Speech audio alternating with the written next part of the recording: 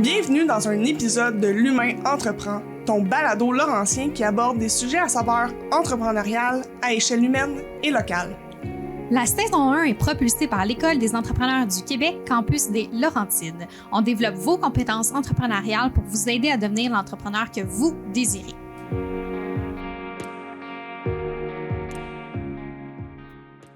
Salut, c'est Isa en post-production au montage. J'ai deux petites choses à te mentionner avant que tu écoutes l'épisode. La première, il y a un petit grichement au niveau du micro, un petit peu plus loin dans l'épisode, là, je dirais là, à 6-7 minutes. C'est un bug technique et je m'en excuse d'avance. On va s'assurer que pour les prochaines fois, ça n'arrivera pas. Deuxième petite chose, j'aborde rapidement un sujet sensible à la fin de l'épisode. Je parle du suicide, donc si c'est quelque chose qui est trop sensible pour toi, je t'invite à passer au prochain épisode ou bien quand tu vois que ça arrive de faire pause et de fermer l'épisode. Alors, bonne écoute! Bon matin, j'espère que ça va bien. Bienvenue à l'épisode numéro 4 de L'Humain Entreprend, ton balado qui met en lumière l'humain derrière l'entrepreneur. Et aujourd'hui, j'étais avec ma collègue Jenny, ma co-animatrice. Bonjour. Encore, tout le temps. Encore, c'est encore là. Ça. On aime tellement ça. Et notre invité aujourd'hui, Frédéric. Salut. Salut. Ça va bien? Très merci, toi? Oui, très bien. Pas trop stressé? Non, ça va. Il a l'air très relax. On aime ça, on aime ça. Dernier épisode, on a parlé à Anouk de Wasabi Leadership. C'est un épisode qui a été très émouvant, je pourrais dire. Si vous l'avez pas écouté, je vous invite à aller le faire. Aujourd'hui, d'après moi, on va être dans une autre vibe. Ça va être vraiment une discussion super le fun parce que moi, j'ai tout à apprendre de toi, Frédéric, parce que je connais rien dans ce monde-là. On est deux. Oh, bon, exactement. Je trouve ça fascinant, mais je connais absolument rien.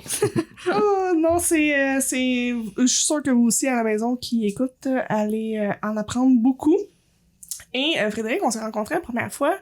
Je sais pas si tu t'en souviens, c'est moi qui ai filmé les capsules de la table d'action en entrepreneuriat des Laurentides, que tu es boursier, en fait. Ouais. De la table d'action. Puis, on s'est croisés, bien sûr, en tant que mentor pour l'incubateur de l'UQO. Fait que j'en connais un tout petit peu et je t'admire déjà. Fait que ça va bien. Merci. Et dans le fond, j'aimerais pour ceux qui nous écoutent et pour toi aussi, Jenny, je sais que tu en connais déjà, mais pour ceux qui nous écoutent, j'aimerais ça que tu nous expliques un peu, dans le fond, ton entreprise, en quoi ça consiste, en quelques phrases, là, pour pouvoir nous donner une bonne idée de ce qui s'en vient dans nos prochaines questions, là, pour vous mettre en contexte, on peut dire. Excellent. Ben, la coopérative Ferme la Requête, qui est le nom de notre ferme. Je dis notre parce qu'on est une coopérative de travailleurs et non une coopérative agricole. On pourra en revenir si vous avez des questions. Mais on est une coopérative de travailleurs. Donc, c'est pour ça que je dis notre ferme et non ma ferme. Dans le fond, on est présentement 5 membres, donc 5 copropriétaires, même si en coop, il n'y a pas de propriétaire. Donc, on va dire 5 co-administrateurs avec des employés. On est situé à Brownsburg, Chatham, dans la magnifique MRC d'Argenteuil.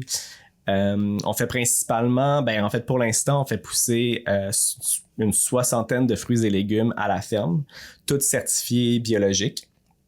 Avec 2 régies, je vais entrer dans les trucs techniques pour le monde qui aime. Donc, une régie plus bio-intensive qu'on va appeler, puis une régie plus extensive, qui est 2 types de travail de sol, si on veut, différents. Peux-tu nous dire un petit peu, là, parce que là, moi, ça pique déjà ma curiosité. Là, on va juste perdre dans les...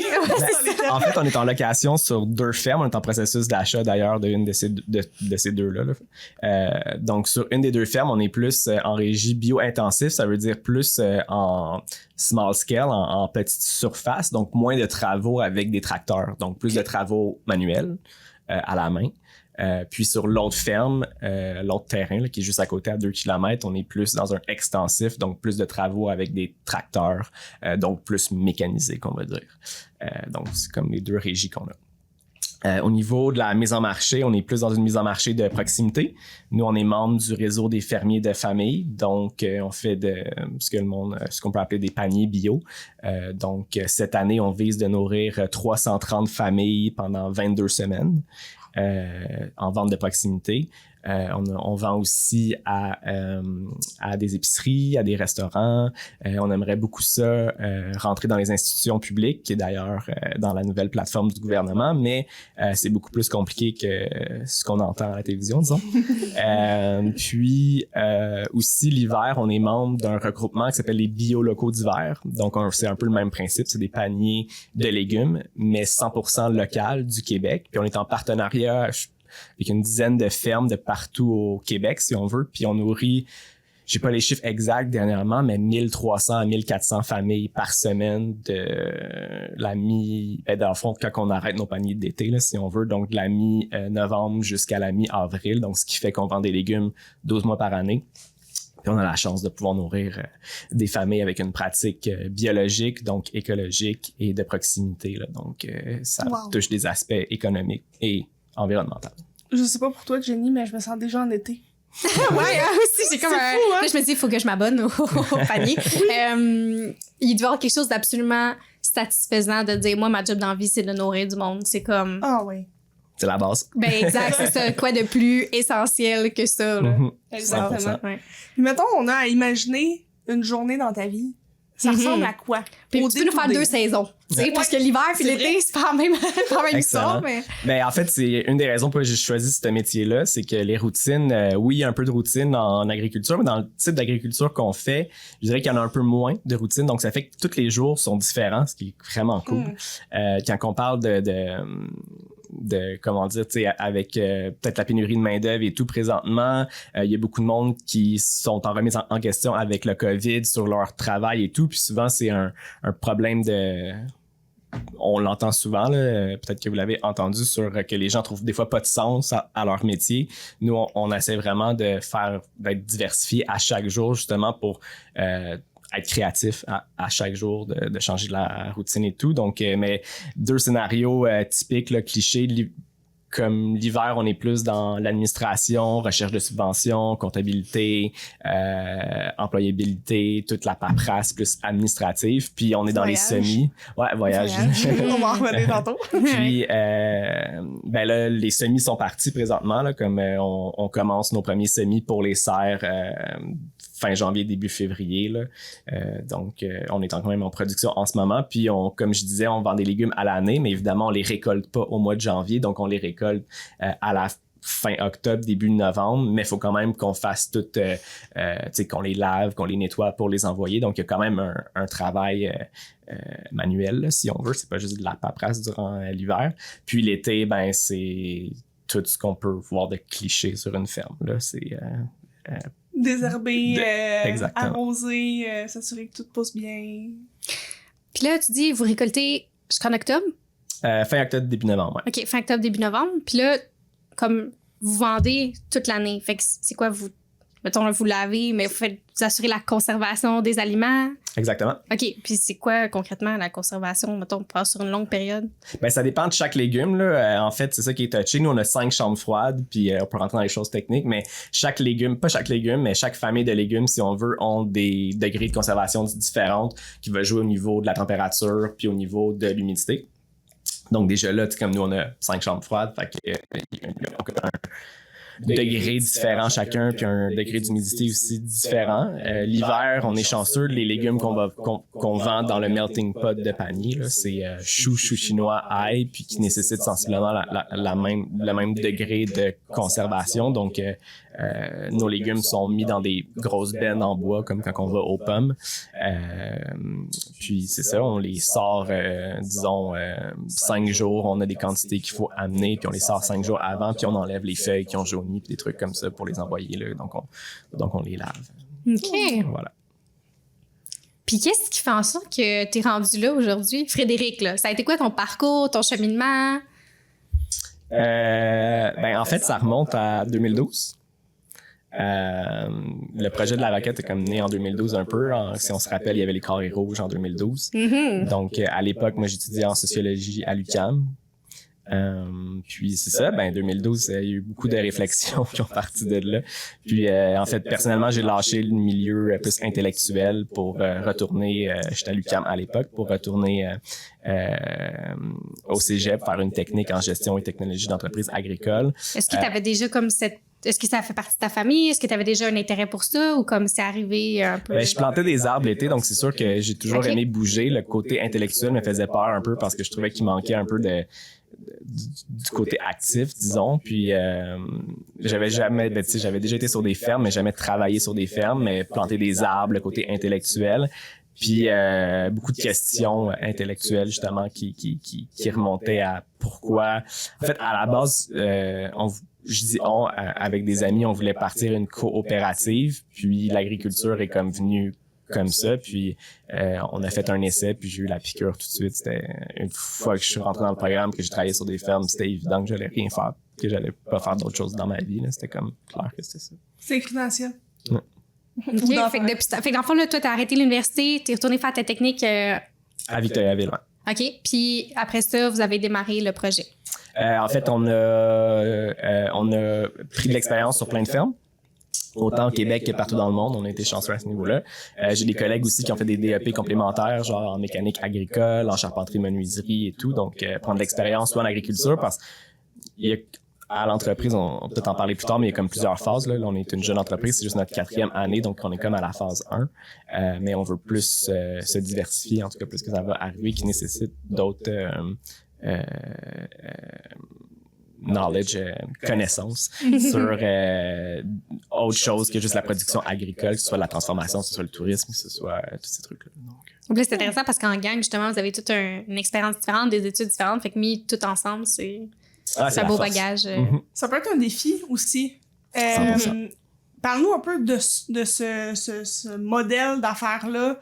Moi, je suis habituée avec tout ce qui est classique de modèle d'affaires d'entreprise, mais la coopérative, tout ce qui est ben là, il y a l'organisation lucrative, mais il y a la coopérative aussi qui est gérée différemment. Puis il y a plein de types de coopératives. Oui, c'est exactement. Ça aussi, là. C'est pas juste une affaire.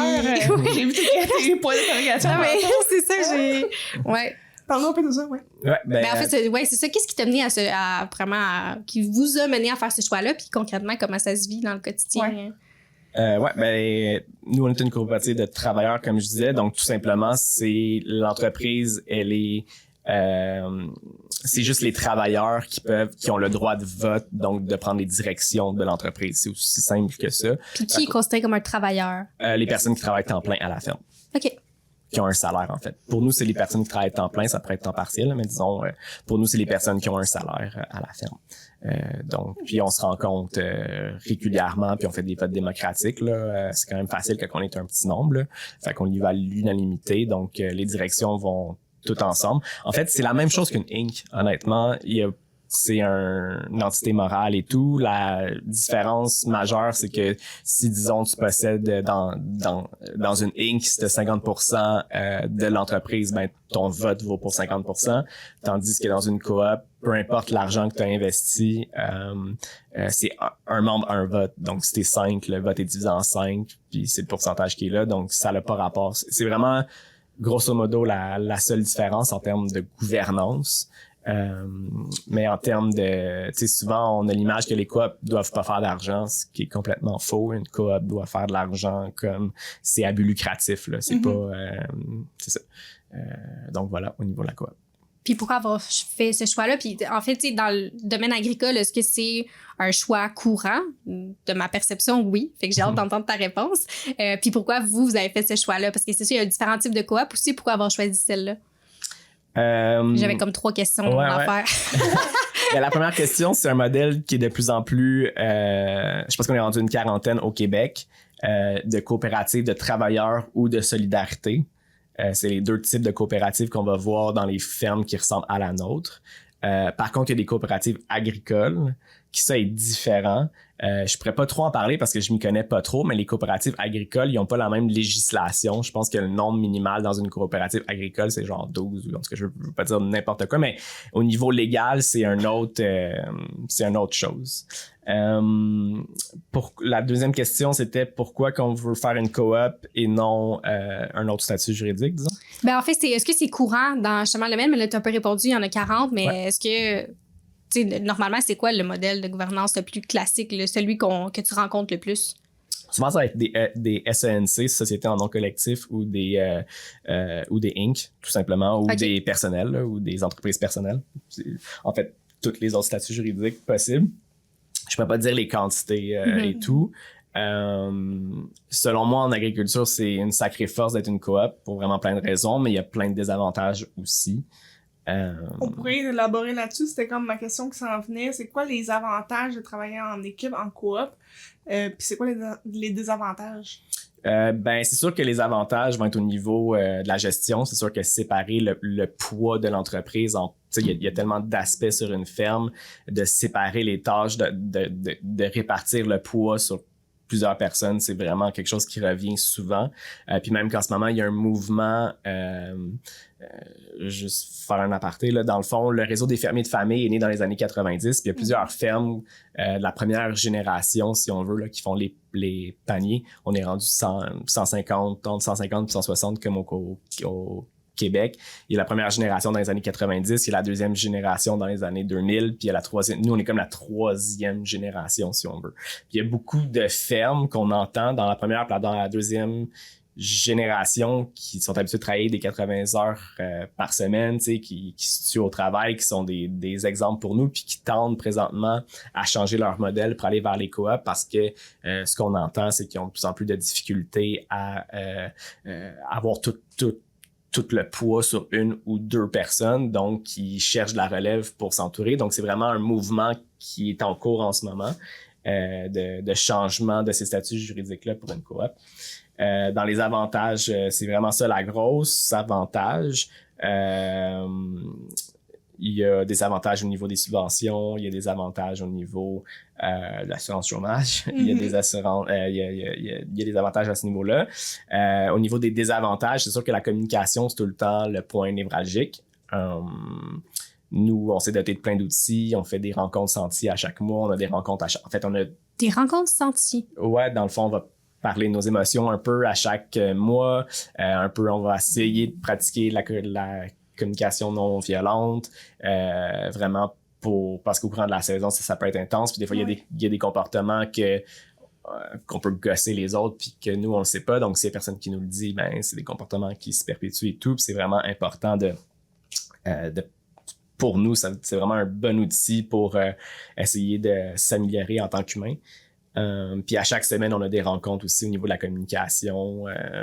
Le lundi, en fait, on a même 3 rencontres par semaine, puis ça sera la 4e qui est la rencontre sentie. Donc des rencontres, beaucoup de communication, vraiment, c'est comme un point névralgique. Ça peut être positif puis négatif. Puis un autre point négatif, mais qui pour nous, notre partie plus militante, c'est que souvent, ça doit être technique, là, mais au niveau agricole, en ce moment, ce qu'on voit, la majorité des fermes... quand on se promène sur les autoroutes, ces grosses fermes-là, autant que nous, on fait pas beaucoup d'argent dans nos états financiers, si on veut, dans nos états des résultats, tu sais. Donc, quand on fait nos produits, moins nos charges à la fin, il en reste pas beaucoup où on est dans le négatif. Donc, la majorité des fermes, sur quoi qu'ils se basent pour leur retraite, c'est leur fonds de terre qui prend de la valeur. Comme, par exemple, dans les Laurentides, depuis 2010, on parle de 220% d'augmentation. Donc de 22% par année. C'est meilleur que n'importe quel autre placement et tout. C'est incroyable. Donc, si tu avais une ferme que tu avais payé 1 million en 2010, par année, tu fais 220 000 juste à posséder la terre. Donc, pour ta retraite, c'est comme bien. Ça, ouais. Puis nous, c'est une façon de militer, de dire ça n'a pas d'allure de voir le monde, de voir la vie comme ça. Donc, quand on est une coop, vu que ça nous appartient pas, ça appartient à la coop, on peut pas se fier sur la valeur des terres pour notre retraite parce que ça nous appartient pas de toute façon. Donc, il faut trouver des logiques pour augmenter notre état des résultats, pour se tirer des meilleurs revenus chacun de notre côté, puis de faire comme... Parce que je suis un travailleur dans le fond, tu sais, je suis pas un propriétaire, même si je suis propriétaire, mais je suis travailleur aussi. Donc, c'est trouver des stratégies personnelles pour notre retraite, tu sais. Donc, ça peut être d'investir dans derrière et tout. Ça devient créatif. Ouais. Vraiment. C'est le fun d'entendre ça. On dirait que, puis là, c'est sans jugement et avec full bienveillance, là. Mais, tu sais, ceux qui travaillent dans ces milieux-là, c'est c'est difficile. C'est l'été et c'est la chaleur. C'est même en coopérative, c'est d'être avec les gens et tout. Puis, pour moi, c'est un bienfait que faut amener de la créativité puis d'innover dans nos pratiques pour amener ça positif puis d'avoir du plaisir au travail, parce que c'est exactement ce que tu dis, là. Toi, ton bonheur, c'est d'être là pour te lever puis de faire ta journée, tu sais. Fait que, ouais, je trouve ça le fun. Oui, ben en fait, tu as déjà déconstruit plein d'idées que je me faisais du domaine agricole, puis je trouve ça vraiment fascinant. J'avais une question, je l'ai oubliée. Mais elle était importante. Elle va revenir tranquillement pas vite. Il n'y a pas de... on est là, full humain, full pas de post-production. On est fiers. Merci du rappel. Ben, en fait, qu'est-ce qui te fait le plus triper, toi, dans tout ça? Il y a tellement de choses. De pouvoir créer à chaque jour, d'innover, c'est un modèle. On fait partie d'un mouvement aussi, j'ai l'impression, tu sais. C'est pas pour rien qu'en 2012, on a lâché la sociologie et tout. Je sens vraiment qu'il y a un mouvement qui a autant citoyen pour consommer nos produits que d'entrepreneuriat un peu partout au Québec. Je pense vraiment, c'est même Paul Desmarais qui disait que les agriculteurs, tu sais, Paul Desmarais a fait l'émission Les Fermiers avec Jean-Martin Fortier et tout, là. Ben, c'est même lui qui disait que pour lui, les agriculteurs, c'était dans 20-30 ans, là, on parle que c'est les avocats, que c'est les médecins et tout, qui sont comme les professions on top, mais selon lui, ça va être les agriculteurs, les super agriculteurs, donc je sais pas, c'est vraiment pas humble ce que je viens de dire, mais... On aime ça, on réécoutera le podcast dans 20 ans, puis on verra si... Donc, j'ose croire ça, Ben, en tout cas, moi, je pitch ma réflexion à 2 scènes là-dessus. J'ai l'impression qu'avec le changement de réflexion qu'on a en tant que société, où on met l'humain de l'avant, où on a besoin de prendre soin des autres, où on est à l'écoute des autres, où on est ouvert, ça l'amène l'humain à revenir aux bases. À l'essentiel. Exactement. Puis, on s'entend que manger est essentiel. Fait que, en tout cas, moi, c'est logique pour moi, cette réflexion-là. Puis ça m'amène à me demander, tu sais, au niveau du marché, parce qu'il y en a des grosses entreprises, il y en a des grosses corporations dans le marché de l'agriculture. Toi, c'est quoi ta vision par rapport à ça? Comment vous vous positionnez? Pas contre, j'aime pas ça dire ça, contre ceux-là, mais dans ton marché. Est-ce qu'on a 48 heures pour parler de cette question? Ça, c'est la grosse question. Ben oui. Puis tu sais, encore là, c'est de déconstruire l'idée qu'on se fait du domaine. Tu sais, moi, je pense à l'agriculture, puis je suis comme, mon Dieu, c'est tellement dominé par les géants de ce monde que comment tu fais pour faire démarrer une entreprise dans le domaine agricole puis que ce soit viable, puis que tu vives une belle vie, là, tu sais, que ce soit pas... Tu sais, justement, puis tu parlais tantôt des fermiers qui travaillent les 80 heures, puis tu sais, je pense qu'on a comme des nouvelles générations qui ont pas tant envie de tout ça. Fait que, tu sais, il faut comme s'adapter puis trouver justement des solutions innovantes puis revoir les modèles. Fait que, ouais, moi aussi, je suis curieuse de t'entendre là-dessus. Ben, en fait, au Québec, on est vraiment chanceux parce que ça fait longtemps qu'on se bat pour une agriculture plus familiale, qu'on va appeler. Puis même qu'au niveau syndical, c'est vraiment quelque chose qui revient souvent, l'agriculture familiale. Puis quand on se compare avec le reste des pays occidentaux, au Québec, on n'a pas des grosses entreprises tant que ça. Oui, il y a des industries, oui, il y a certaines productions qu'on nommera pas que c'est des industries, mais en général, on est vraiment chanceux. Puis même que j'irais plus loin, c'est une des raisons pourquoi que je pars au Bénin dans 1 mois.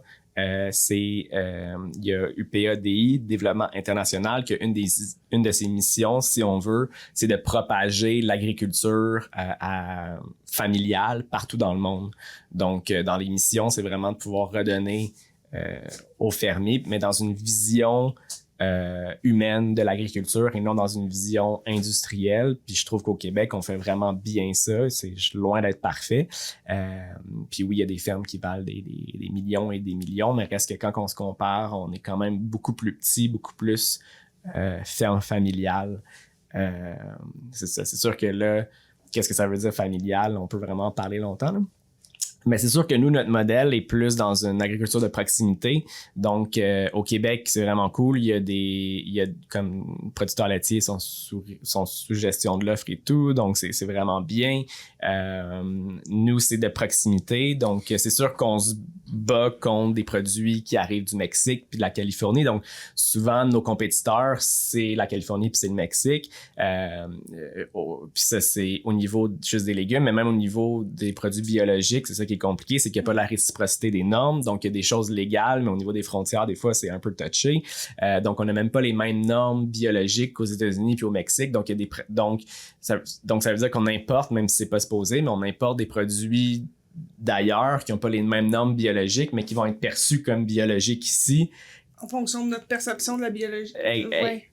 Exactement, mais que si nous, on avait ces pratiques-là, ça fonctionnerait pas. Donc déjà là, on est désavantagé au niveau du climat, on est désavantagé au niveau des normes, on est désavantagé au niveau des normes salariales aussi, parce qu'ils n'ont pas les mêmes salaires minimum qu'ici. En tout cas, il y a des... Puis ça, c'est 3 trucs. Aussi, une autre chose qui est super compliquée, c'est qu'au Canada, on est une des places dans les pays occidentaux.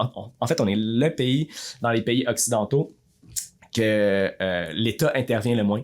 Donc, je ne veux pas dire des chiffres aberrants, mais quand on se compare avec l'Europe, en moyenne, chaque ferme est différente, mais en moyenne, l'État intervient beaucoup plus pour aider les entreprises. Même aux États-Unis, l'État intervient plus. Au Canada, on est l'endroit que l'État intervient le moins. Puis là, on a tellement des beaux espaces pour l'agriculture. Puis c'est sûr qu'il y a des productions qui sont plus avantageuses que d'autres, puis les gens investissent plus. Nous, pour étant membre de la relève, on a quand même plein de chance, puis c'est ça, mais ouais, il y a beaucoup de... Bref, je coupe les coins ronds, mais on parlerait vraiment. Ah non, c'est sûr. Puis moi, je rajoute là-dessus en te demandant, est-ce que ça fait partie... toute cette vision-là que tu as de l'agriculture, puis toute ta façon de voir les choses assez innovante, est-ce que c'est ce qui t'amène à de donner de ton temps, si on peut dire, ailleurs? Parce que là, on parlait tantôt de missions humanitaires, de voyages dans d'autres pays. J'imagine que ça vient de quelque part, cette envie-là puis ce besoin-là, tu sais, de t'impliquer ailleurs.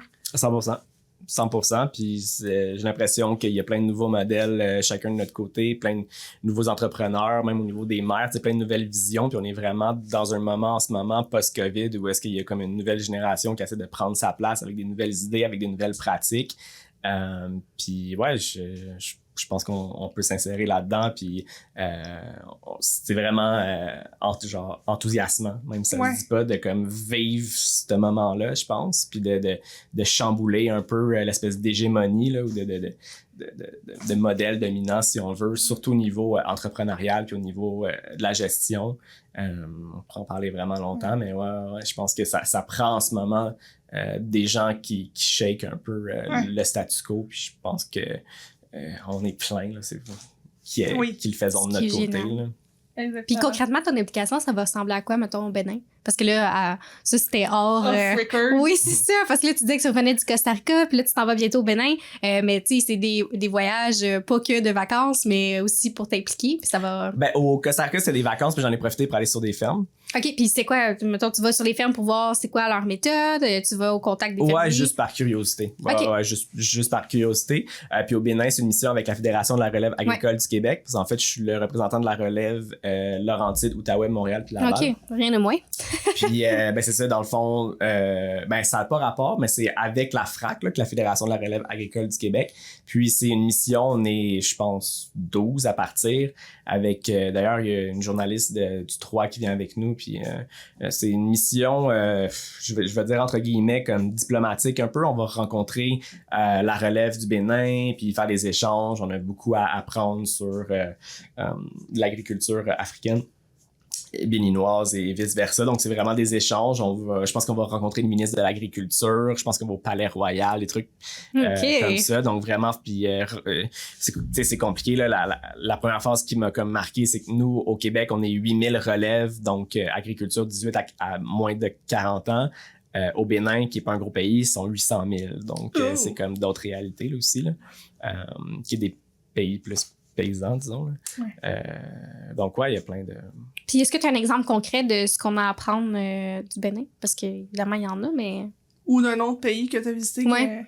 Parce que peut-être que tu sais t'es pas allé encore, mais en même temps, peut-être tu sais déjà à peu près à quoi t'attendre. Comme au Québec, il y a moins d'agriculture paysanne, il y a moins d'agriculture de subsistance, même si c'était de l'agriculture de subsistance puis paysanne jusque dans les années 1950, c'était ce qui faisait le Québec. Là, on n'a plus ça, malheureusement. J'ai l'impression que à cause de pression économique, on est beaucoup plus dans une agriculture productiviste et tout. Puis des fois, cette thématique-là productiviste avec environnement, des fois, ça clash pas mal. Donc, je pense que dans les pays occidentaux puis au Québec, on aurait tout intérêt à remettre l'humain de l'avant, vraiment. Puis c'est l'humain, mais c'est l'environnement aussi qui en bénéficierait, je pense.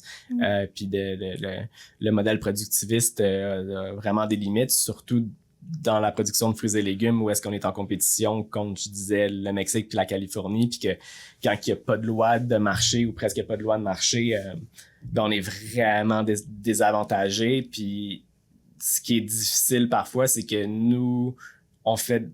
c'est pas la production le problème, c'est tout le temps la mise en marché. Puis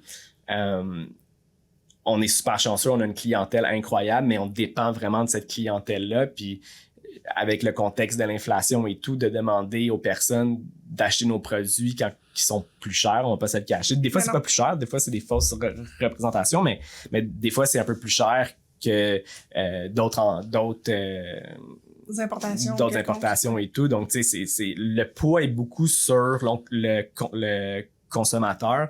Puis c'est pour ça avec la Fédération de la relève agricole, on travaille présentement sur une mesure comme, par exemple, le crédit d'impôt à l'achat d'aliments locaux. Donc, on est comme dans une espèce de pensée sur comment on pourrait donner un anan au consommateur pour l'avantager pour consommer des produits locaux, parce qu'en ce moment, ce qu'on voit au niveau gouvernemental, au niveau des subventions et tout, est beaucoup plus basé sur la productivité.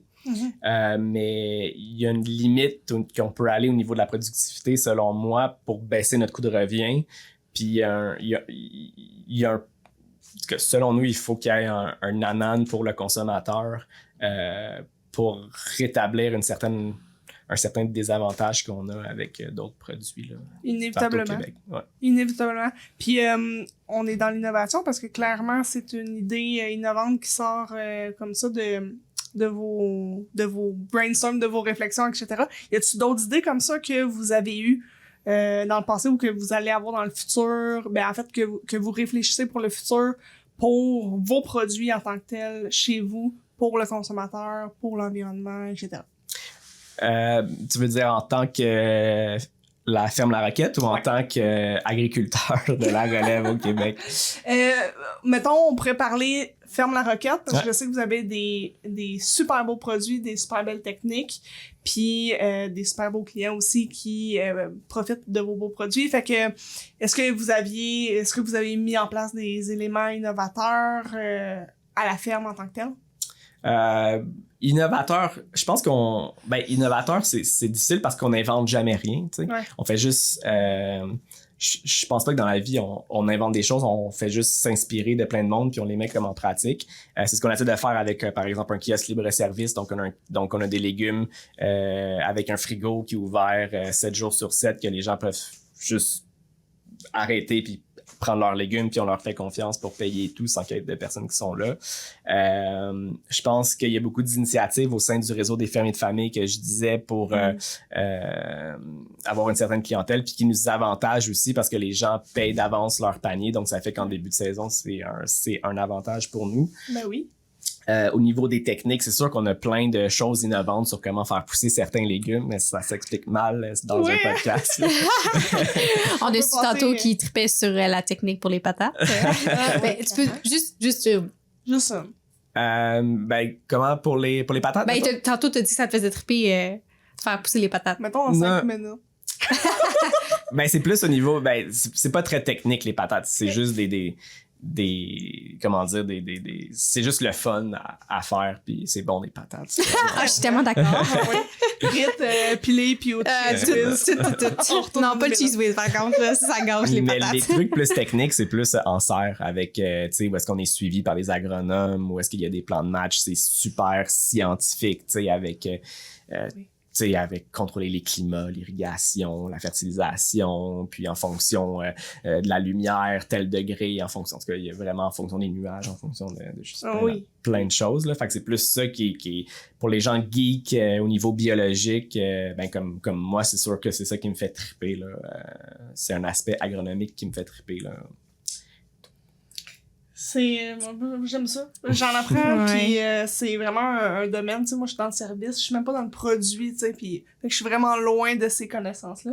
Est-ce que tu as des questions, Jenny, avant qu'on embarque dans les questions rapides? Ben oui, en fait, puis je trouve ça intéressant de te poser cette question-là parce que, tu sais, même pour toi, ça n'a pas été... moi, j'ai beaucoup la perception du père en fils, là. Non, mais tu sais, dans le domaine agricole, on dirait que c'est souvent ça, c'est comme c'est familial, puis là, ça se poursuit, ce qui est très cool, mais mettons quelqu'un qui vient pas du domaine, toi entre autres, comment on part? Là, tu sais, vous autres, vous avez dit, OK, vous êtes une gang d'amis, là, vous avez fait des études, vous avez pris de l'expérience, mais c'est comme, OK, après, il se passe quoi? On fait quoi? C'est quoi la première étape?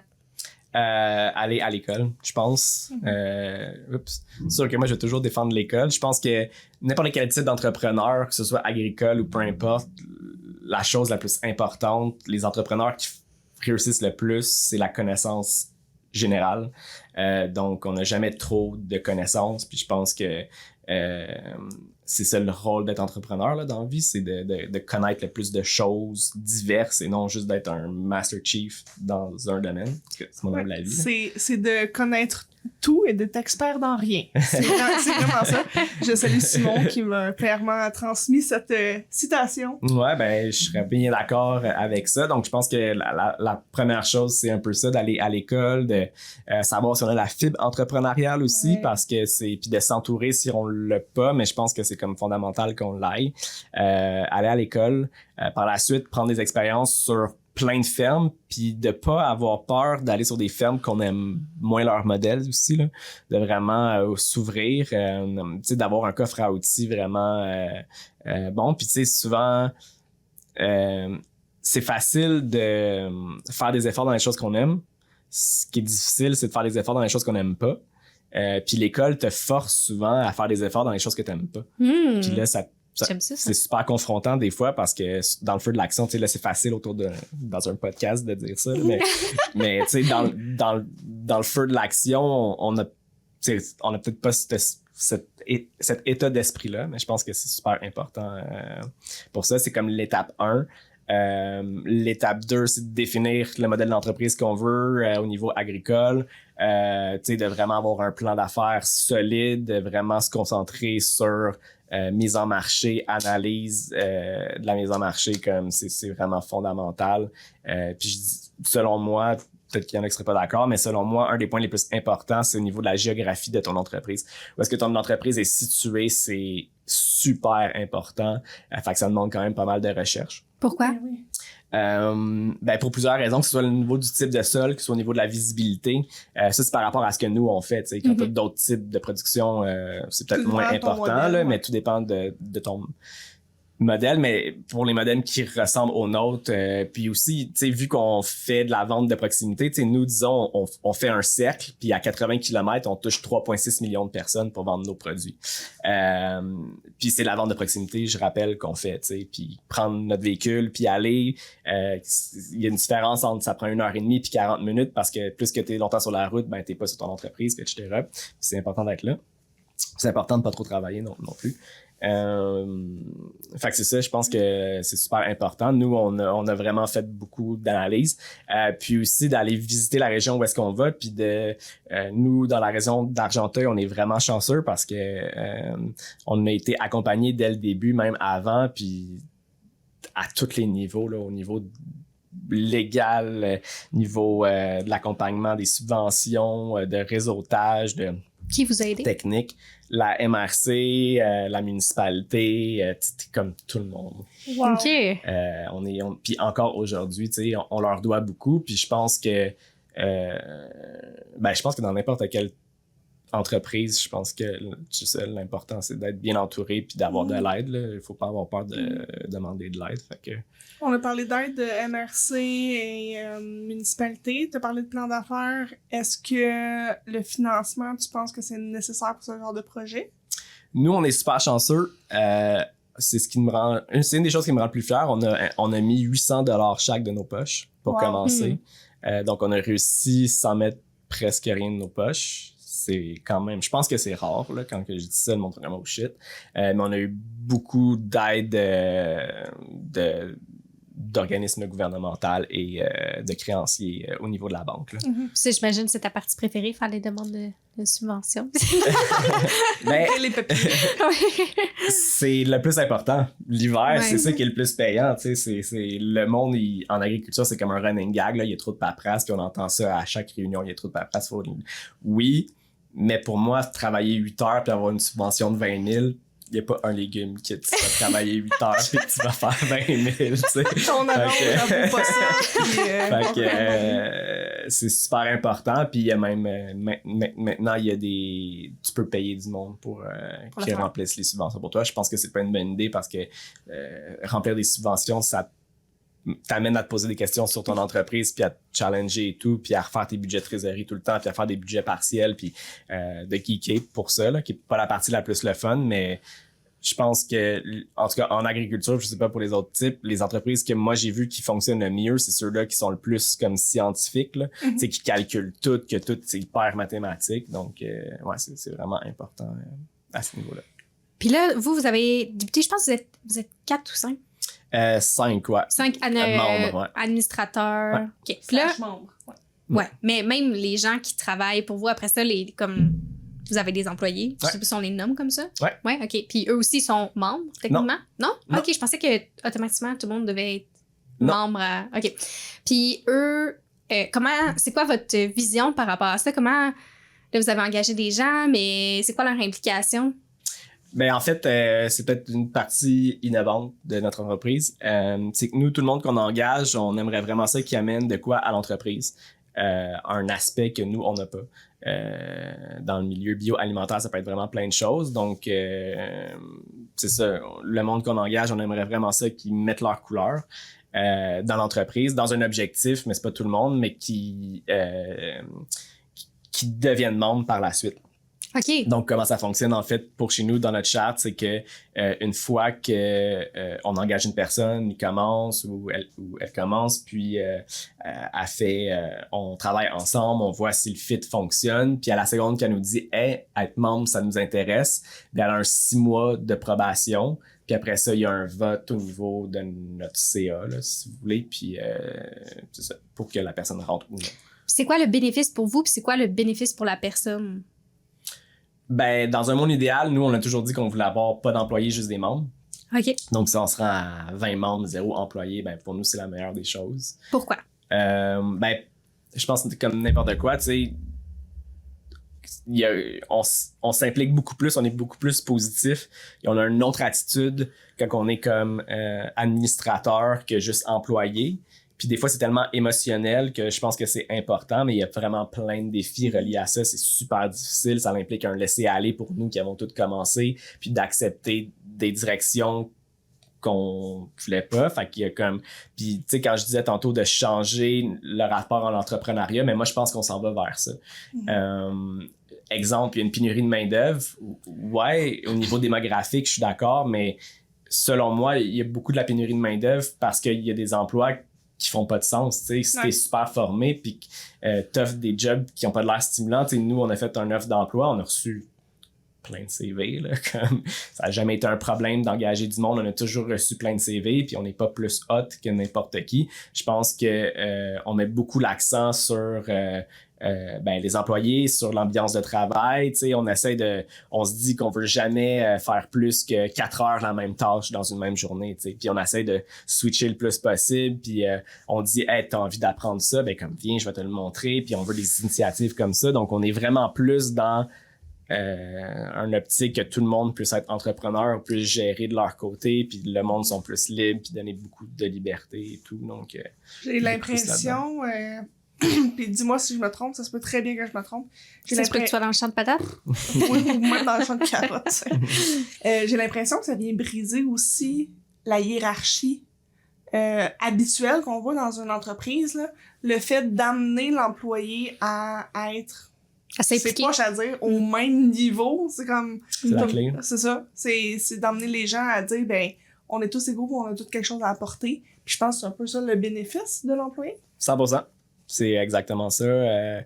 C'était une des raisons intellectuelles, disons, derrière tout ça. Là, mais oui, 100%. Je pense qu'on a un modèle à défaire. Je pense qu'il y a plusieurs mots qui sont galvaudés. Je pense que le mot entrepreneuriat est vraiment galvaudé par certains préavis, là, certaines idées préconçues comme hégémoniques là, que je vais appeler, qu'il faut vraiment changer. Puis c'est pour ça qu'on s'implique, tu sais, c'est qu'on pense qu'on est dans, comme je disais tantôt, là, je me répète, mais qu'on est dans un mouvement qui est en train de changer, puis qu'il y a beaucoup d'entreprises, j'ai l'impression, qui sont en réflexion par rapport à ça parce qu'ils vivent des problématiques au niveau de plein de choses. Donc, je pense on essaie de redéfinir l'entrepreneuriat. De notre côté, on essaie de redéfinir un peu être agriculteur, tu sais, nous travailler 80 heures semaine, ça arrivera jamais là, comme, puis on essaie d'avoir tous nos week-ends de congé, puis tu sais comme de faire 40 heures semaine, même dans le gros pic de la saison, d'avoir des semaines de vacances. Oh mon Dieu, moi ça venait ma prochaine question, comment vous faites pour équilibrer tout ça, parce que c'est vraiment ça la perception qu'on a, là, que même dans les grosses saisons, il faut en donner, ça sera 60 heures, pas 80 mais 60, puis tu sais quand même tu veux une famille pis tout ça. Exact, ben ça faut que ça change, tu sais, faut trouver des idées créatives pour que ça change, parce que si ça change pas, ben il y aura juste plus d'agriculteurs au Québec parce qu'il y a personne que ça va leur tenter de faire ça. Puis des fois on patch des trous avec certaines pratiques au niveau de l'employabilité, mais je pense que c'est pas viable à long terme là, donc ouais.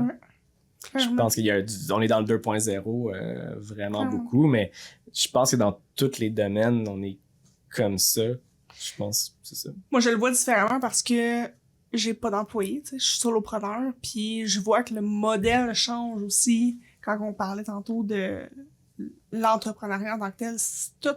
Tout ce qui est autour de ça est en train de changer, puis c'est vraiment le fun de le voir au niveau d'une coop, au niveau des employés, parce qu'en étant solopreneur, tu vois pas toutes ces belles opportunités-là de construire des projets avec d'autres gens, tu sais. Fait que moi, je trouve ça fantastique. Absolument. Ouais, vas-tu avec les questions à la fin? Ouais. Hey, on est là! C'est toi qui poses la dernière petite question? Je t'ai vu te préparer. Ah oui! Vas-y, on t'écoute. OK, question rafale, fait que je le renomme. C'est un spectre. On sait que t'es pas juste un ou l'autre, mais spontanément, qu'est-ce qui te vient à l'esprit quand on te pose la question? Es-tu plus organisé ou spontané? Organisé? Ah, c'est bon! Ouais, on se connaît pas beaucoup, mais je suis comme ça, ça doit plus vers ça. Émotionnel ou rationnel? Rationnel. Spécialiste ou généraliste? Généraliste. On a eu notre réponse tantôt. Relax, décontracté ou stressé? Anxieux. J'adore. Drôle ou sérieux? Sérieux. Patate ou carotte? Patate. Fois mille. Ouais, tantôt, on a eu notre réponse ici. Ouais. On a aussi question surprise. Yes, question surprise. Faut pas que je fasse trop de bruit, hein. Non, c'est pas bien grave. Les gens le savent maintenant qu'on a un pot qui fait cling. On te laisse choisir. J'aurais pu le prendre aussi. Je ne peux pas. Non, c'est lui, il faut qu'il pige. Non, mais le pot. Ah, ben oui, t'aurais pu. Vas-y. Est-ce que j'ai la question? Oui. Quel est ton super pouvoir? Oh! Yeah. En tant qu'entrepreneur, c'est quoi ton super pouvoir? En tant qu'humain, en fait? Je sais pas. C'est une sacrée question. Moi, je vais répondre tout de suite, ça va peut-être te donner des idées. Moi, mon super pouvoir, c'est la bienveillance, je pense. C'est de créer des relations avec les gens. C'est vraiment comme ce que j'ai l'impression qui me décrit le mieux. Ben, je pourrais dire que dans le feu de l'action, j'essaie tout le temps de rendre les choses positives. Oh, Toujours. Oui! Hein? J'essaie jamais d'être négatif dans le feu de l'action. Je peux être négatif dans la vie, mais dans le feu de l'action, j'essaie de pas l'être. Un esprit d'équipe, un leader positif. J'essaie beaucoup. Ouais. Ouais. Moi, je trouve que c'est un super beau super pouvoir. Ben, absolument, un super pouvoir nécessaire. Le mien? Oh my God. Là. Hey, là, on fait pas de coupure en plus. Là, faut que je trouve tout de suite. Mais je dirais ma capacité à entrer en relation avec les autres. Ouais. Ouais, je pense que c'est ça ma force principale. Pas faire trop de bruit. Je cling. Dernière petite chose avant qu'on se quitte sur cet épisode tellement pertinent. Si tu avais à recommander un outil, une entreprise, un entrepreneur, un organisme à nos auditeurs, ça serait qui? Qui t'a aidé peut-être dernièrement, qui a fait une grosse différence dans ton entreprise? Il y a tellement de choses. Deux entreprises qui sont vraiment importantes pour l'agriculture, pas pour la requête, mais qui a été vraiment important pour la requête. C'est l'Artère, que les gens connaissent pas beaucoup, dans les Laurentides, on est vraiment hot, on est vraiment très très hot, c'est pan-québécois.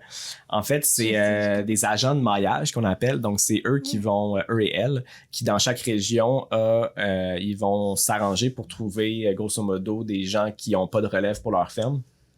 Donc, et des aspirants agriculteurs et les mettre en maillage, les deux.